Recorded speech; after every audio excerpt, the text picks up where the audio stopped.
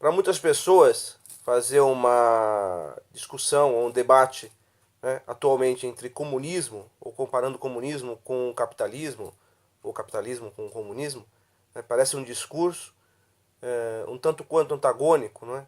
Muito ligado ao tempo da Guerra Fria, né, em que se opõem Estados Unidos e União Soviética, que nem existe mais. Né? Ou seja, parece um contexto do passado que não cabe mais no presente. Para muita gente, né, a coisa parece um tanto quanto ultrapassada. Né? Mas a verdade é que, independente desse pensamento, né, independente dessa opinião que se emite eventualmente, né, o fato é que existem ainda muitos grupos, né, atuantes, não só no Brasil como no exterior, grupos muito ligados a esse contexto ideológico, sobretudo, né, da esquerda, sobretudo o comunismo, né, ou o socialismo, como queiram, né, ou seja, grupos que se opõem, né, flagrantemente contra o capitalismo.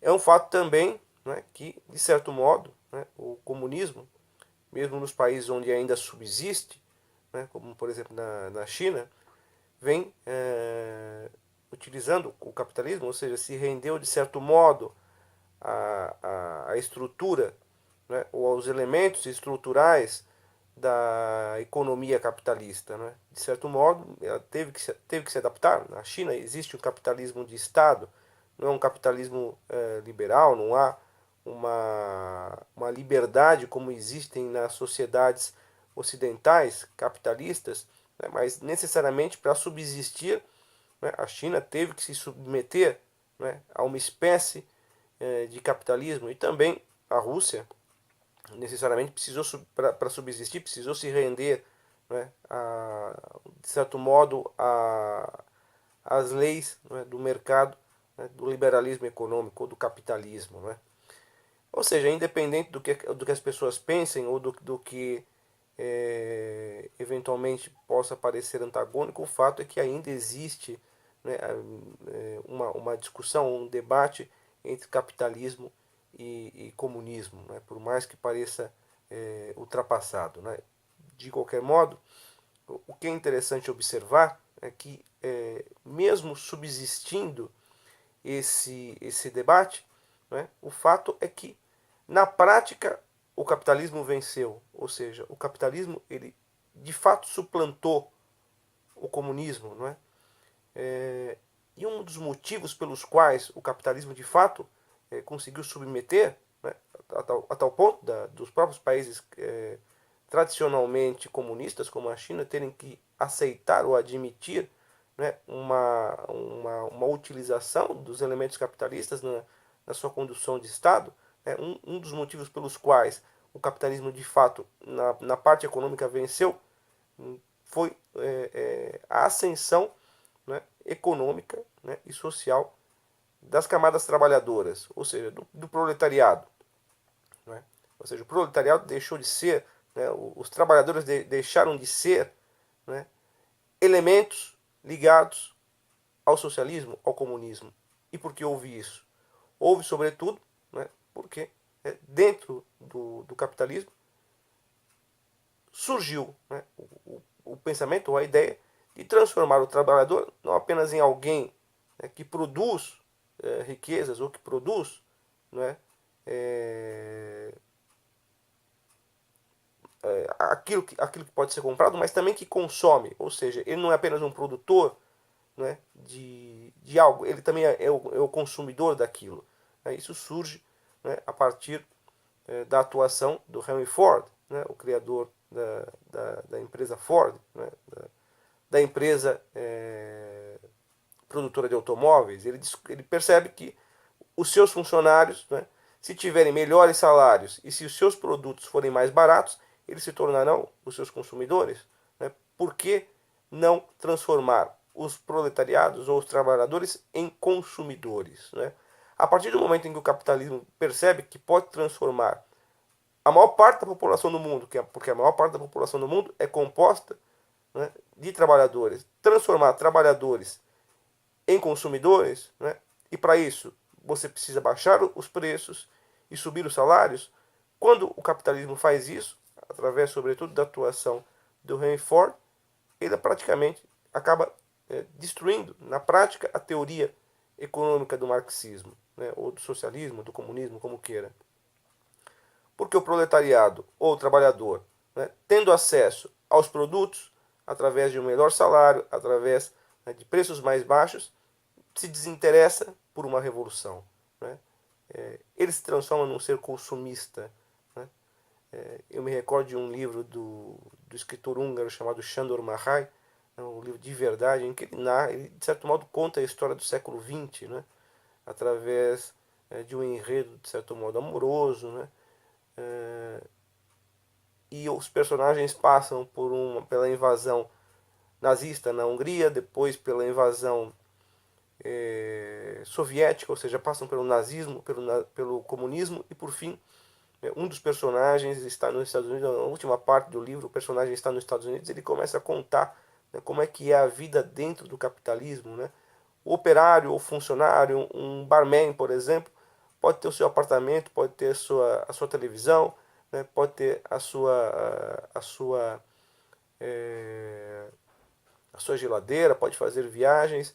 Isso é bem assim, de certo modo, não é? As pessoas, se são casadas, sim ou não, podem comprar um carro, podem ter, né, pode fazer uma viagem, um cruzeiro. Hoje em dia mesmo que você não precisa ser um banqueiro, você não precisa ser, né, nenhum magnata para ter, né, um consumo dessa natureza. Trabalhando, né, você tem acesso, por exemplo, fazendo um cruzeiro, né, a cruzeiros muito baratos. Você pode viajar de avião, coisa que muito tempo atrás você não poderia, ou seja, não era acessível ao trabalhador.